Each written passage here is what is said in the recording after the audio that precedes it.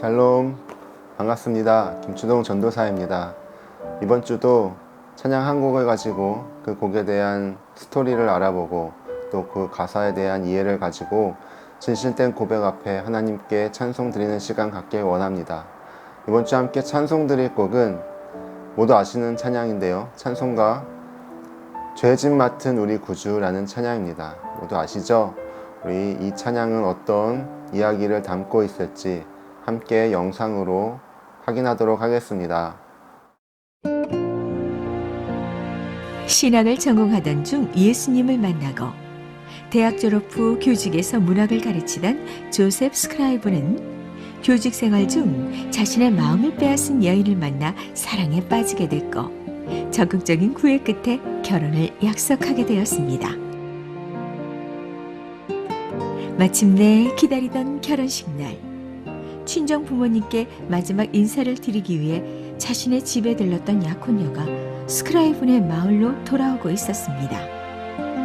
멀리 말을 타고 오는 그녀의 모습이 보였고 강 위로 놓인 다리 밑에서 그녀를 기다리던 스크라이브는 그녀가 다리를 건너오면 그녀에게 입을 맞추겠다는 생각으로 행복한 미소를 지으며 그녀를 기다리고 있었습니다. 그러나 말 위에 올라 다리를 건너던 그녀가 다리 중간쯤 다다랐을 때 발을 헛디딘 말이 미끄러지게 되었고 고삐를 제대로 잡고 있지 않았던 그녀는 강 아래로 떨어지고 말았습니다.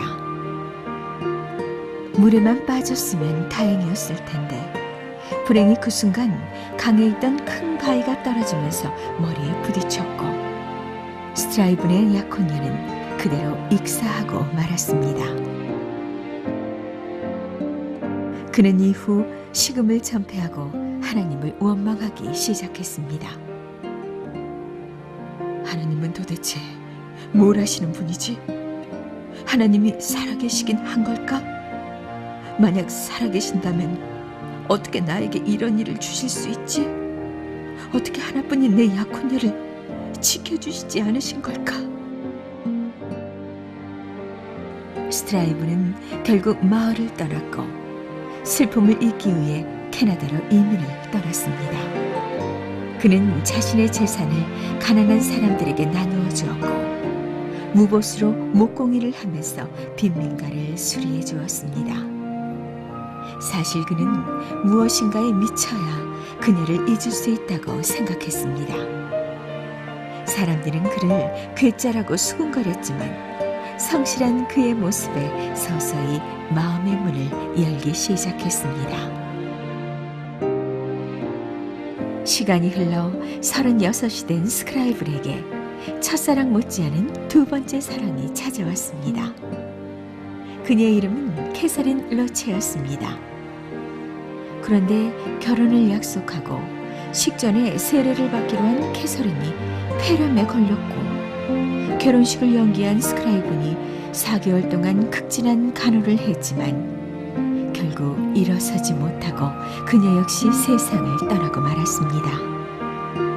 스크라이브는 이제 주님을 제외하고 어디서도 위로를 얻지 못하게 되었습니다. 이런 비극 속에 슬픔에 잠겨있던 그는 어머니마저 중풍에 걸렸다는 소식을 접하게 되었습니다. 스크라이브는 더 이상 견딜 수 없는 고통스러운 마음을 붙잡고 하나님 앞에 긴 기도를 드렸습니다. 그리고 어머니에게 편지를 썼습니다. 편지에는 사랑하는 사람을 2번이나 잃었지만 예수님을 통해 위로받은 스크라이븐의 마음과 어머니가 기도를 통해 병과 근심에서 벗어나기를 간절히 바란다는 소망이 간절히 담겨 있었습니다. 그 글이 바로 죄짐 맡은 우리 구주의 가사 1절과 2절입니다.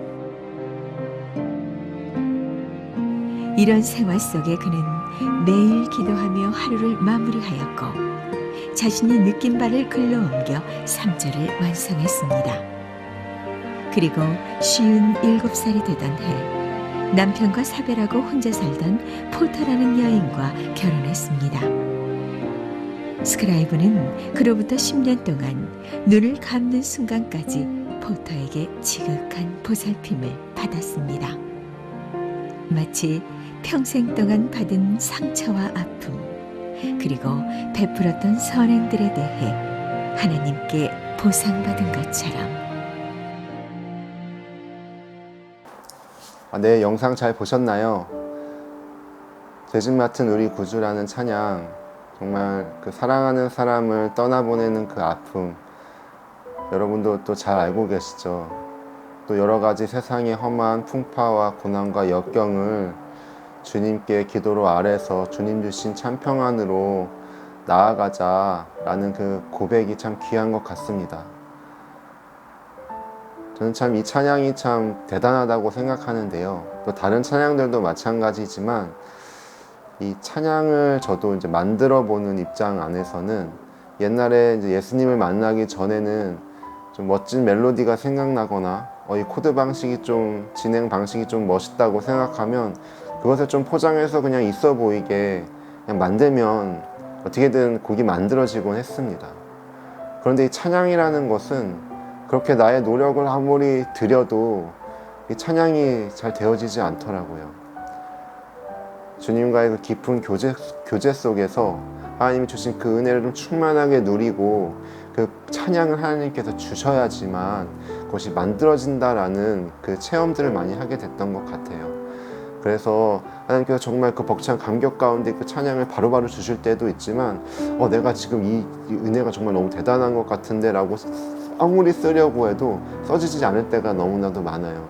그때는 거의 대부분 하나님께서 주동아 아직 거기가 아니라 더 큰 걸 네가 깨달아야 할 그 시간이 있어. 그때까지 기다려 하고 제가 정말 그것을 다 깨닫고 나서 와 하나님 정말 이러려고 저를 이렇게 기다리게 하셨군요 하고 막 또 그 찬양을 만들게 하실 때도 경험을 하곤 합니다. 그때 저의 고백은 찬양을 하나님이 주셔야지만 만들 수 있구나 라는 고백을 하게 되더라고요. 그렇게 찬양들을 접근하다 보면 이 죄짐 맡은 구주도 그렇고 다른 찬양들도 그렇고 이 작곡가가 얼마나 하나님을 사랑했고 또 그 깊은 하나님과의 교제 가운데 있었는지를 좀 이렇게 조금이나마 이해를 좀 더 할 수 있게 되는 것 같습니다. 죄짐 맡은 우리 구주, 정말 가사가 원래 영어 가사라서 의미하고 내포하고 있는 가사들이 조금 있는데 그것을 찬송가로 좀 이렇게 축약하다 보니까 좀 딱딱하게 느껴지실 수도 있을 것 같아요. 그래서 제가 영어 해석을 잘 하진 못하지만 그래도 제가 그 가사를 보면서 이해하는 방식을 좀 나눌까 합니다. 1절, 우리에게는 정말 좋은 친구 대신 예수님이 있지요. 그는 모든 죄와 슬픔을 우리 대신 짊어지셨습니다. 우리는 기도로 모든 것을 그분께 내어놓을 수 있어요. 이것은 얼마나 큰 특권인지 몰라요. 우리는 너무 자주 평안을 잃고 불필요한 고통을 받을 때가 많아요. 그 이유는 기도로 모든 것을 하나님께 내어놓지 못했기 때문이에요. 2절, 시련과 유혹 가운데 계신 분이 있나요? 어딜 가든 문제가 생기나요? 우리는 낙심할 필요 없어요. 우린 그것을 주님께 기도로 가져가야 해요. 우리의 모든 슬픔을 함께 나눌 만큼 신실한 친구를 찾아보세요. 찾을 수 있나요? 예수님은 우리의 모든 연약함을 아시니 참 친구 되신 주님께 기도로 모든 것을 아뢰어 보세요. 3절, 우린 약하고 무거운 짐을 메고 힘겨워 염려하며 지쳐 살진 않나요? 변치 않는 사랑으로 우리에게 피난처가 되어주시는 주님께 기도로 나아가야 해요. 믿음의 삶을 살아내려고 하면 할수록 친구들이 어리석다 무시하고 때론 이용하고 상처를 주고 떠나가나요? 그때 기도로 주님께 나아가야 해요. 주께서 당신을 품에 안고 보호하세요. 그곳에서 우리는 참 위로와 평안을 얻게 될 것입니다. 할렐루야 라는 찬양의 가사를 가지고 있습니다. 제 집 맡은 우리 구주, 제가 작시의 원문을 이렇게 구했는데요. 좀 보여드릴게요. 이 곡의 제목을 보면 잘 흐릿해서 보이지 않지만 제 집 맡은 우리 구주는 아닌 것 같아요. 원래 이 곡의 제목은 쉬지 말고 기도하라 였다고 합니다. 이 찬양을 고백하며 부르다 보면 말씀 한 구절이 생각이 나곤 합니다. 야고보서 4장 2절 후반절인데요. 너희가 얻지 못함은 구하지 아니하기 때문이요 라는 말씀이 생각이 납니다. 어떠세요? 이 찬양의 가사의 고백 너무나도 귀한 것 같습니다. 이 고백을 가지고 우리도 마음에 품고 하나님께 이 찬양 올려드리는 시간 갖길 원합니다. 준비되셨나요? 그럼 바로 함께 찬송 드리도록 하겠습니다.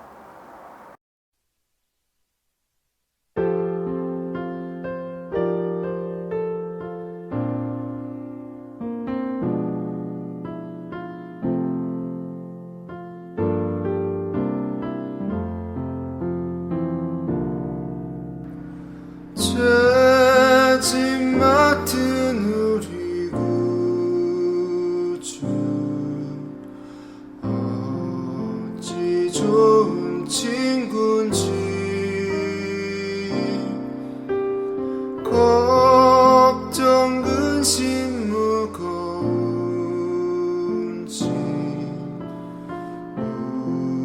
우리 주께 맡기세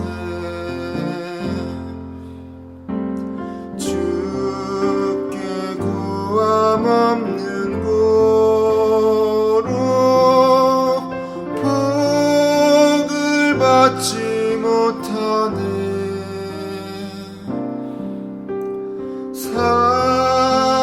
사람들이 어찌하여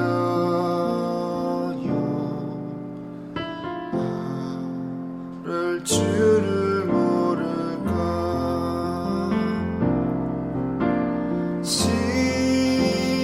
걱정 모든 괴로움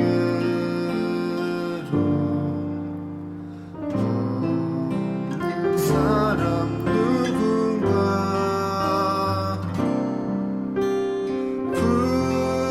부질없이 낙심 말고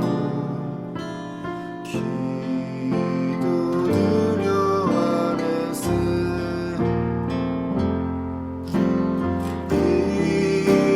진실하신 친구 찾아볼 수 있을까. 우리 약함 아시오니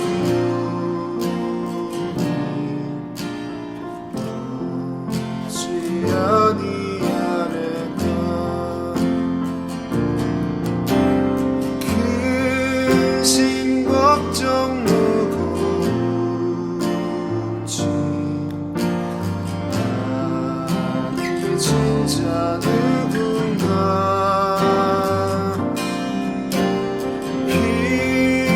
피난처는 우리